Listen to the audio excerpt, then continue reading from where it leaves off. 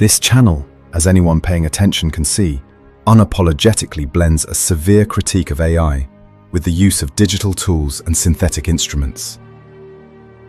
Now, although a few clever types love to cry contradiction or sniff out some delicious irony here, spoiler alert, there's none to be found.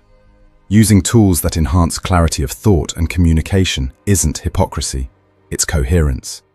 It just exposes what has always been true but conveniently forgotten, that standardization of expression, whether through grammatical rules, musical forms, cinematic conventions, or even voice synthesis, is the least interesting part of any communicative act. What matters is what has always mattered: the propositional content, the structure of thought, the rational availability to critique, dialogue, and revision.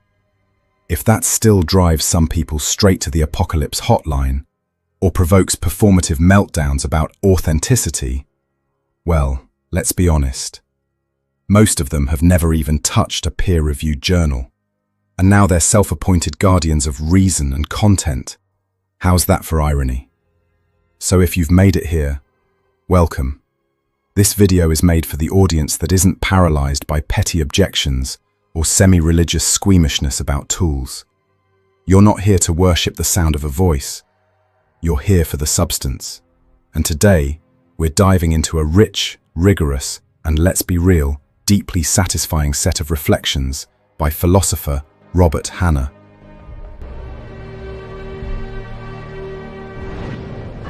Hanna is not just arguing that machines can't feel or think like us.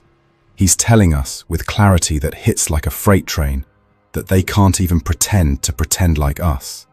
Consciousness, not computable. Intelligence, not machinizable. Kant, not uploadable. Because intelligence, the real kind, doesn't live in code or clouds. It lives in organisms, in embodied, embedded, situated human animals with all their fallibility, dignity, and inconvenient depth.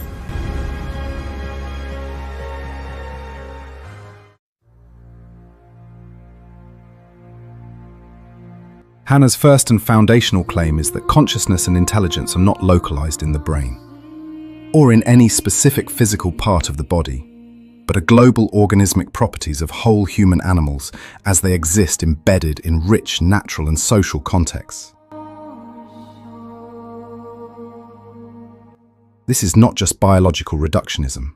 It's hylomorphic organicism, a view rooted in Aristotle and radicalized by Kant, emphasizing that form, structure, and matter, stuff, must be coactive and situated within a living system for mind to emerge. To make this point sharper, let's consider a clone thought experiment. Imagine you create a perfect biological clone of a human being. Same DNA, same body, same neural architecture. Even if you somehow replicate the person's functional alignment, their memories, speech patterns, affective responses, even their epistemic behaviors, you haven't replicated their second-order embeddedness, the historically situated, normatively loaded, biographically layered process by which their mind has become what it is. You've copied the outputs and the machinery, but not the authenticity of trajectory. The way the organism's body and social world have co-shaped the content of their rational self-awareness.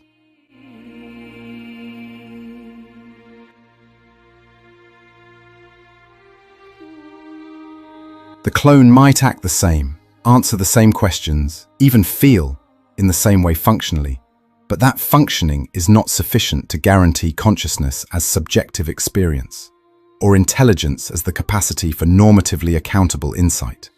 In short, alignment in first-order behavior does not entail alignment in second-order normativity or intentional specification. Why? Because intelligence isn't just executing operations. It's knowing what those operations mean and why they matter from the inside.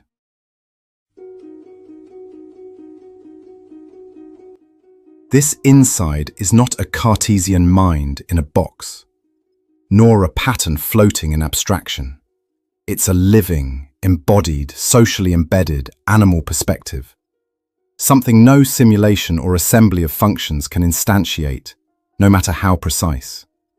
This is why, for Hanna, machines cannot be conscious or intelligent, not because they're not complex enough, but because they are not organisms. No body, no history, no norm-laden situatedness, no mind.